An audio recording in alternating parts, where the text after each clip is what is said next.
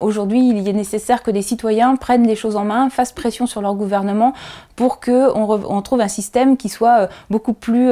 sain d'un point de vue du contrôle citoyen sur l'information. Les gouvernements devraient réagir puisque l'information est un bien public et Bolloré, par exemple, utilise une fréquence télévisuelle publique, donc qui appartient à tous, qui appartient à nous, citoyens.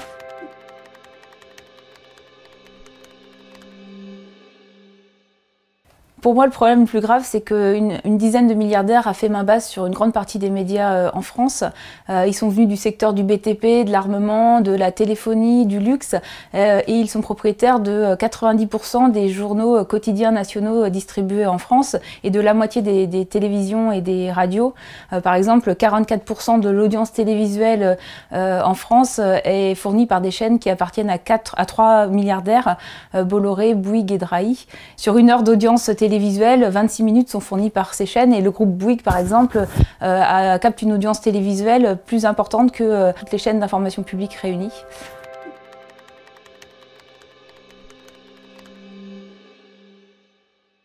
Pour moi, ce qu'il faut, c'est d'abord lutter contre la concentration des médias, c'est-à-dire revoir la loi de 1986 pour donner des taux de concentration moins importants et faire en sorte que des situations comme celle de la mainmise du groupe Bolloré sur la presse ne puissent plus avoir lieu et empêcher des milliardaires de mener des raids politiques et idéologiques et de servir de rampe de lancement à des candidats à l'élection présidentielle, par exemple, qui propagent un discours de haine en France.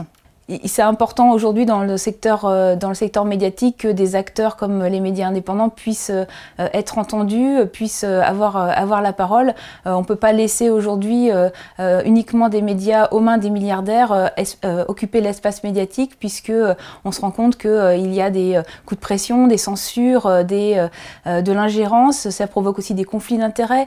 Donc on a une situation où finalement il y a une mainmise de ces milliardaires qui est une atteinte au pluralisme de la presse et donc au beau fonctionnement de notre démocratie, et ce qui est très grave et dangereux et ce qui augmente la défiance des citoyens envers la presse, ce qui est évidemment extrêmement préjudiciable pour l'avenir de notre démocratie.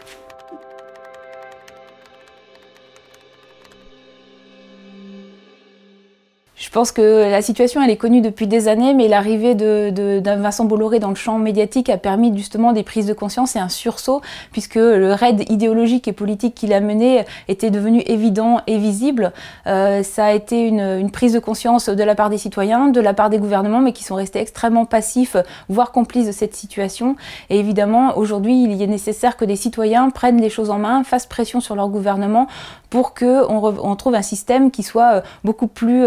sain d'un point de vue du contrôle citoyen sur l'information. Les gouvernements devraient réagir puisque l'information est un bien public et Bolloré, par exemple, utilise une fréquence télévisuelle publique, donc qui appartient à tous, qui appartient à nous, citoyens. Et donc les citoyens devraient réagir par rapport à cette situation et demander des comptes pour éviter qu'une chaîne de télévision devienne un vecteur de propagation des idées de haine et d'un discours politique et idéologique très marqué qui prône la haine raciale. Beaucoup de propositions ont été développées par des collectifs de journalistes, par des syndicats, par des partis politiques, et c'est maintenant aux citoyens de s'en emparer pour les faire vivre et mettre la pression sur le gouvernement pour qu'on arrive à imposer une meilleure situation et qu'on arrive à dépasser cette situation extrêmement problématique pour la démocratie en France aujourd'hui.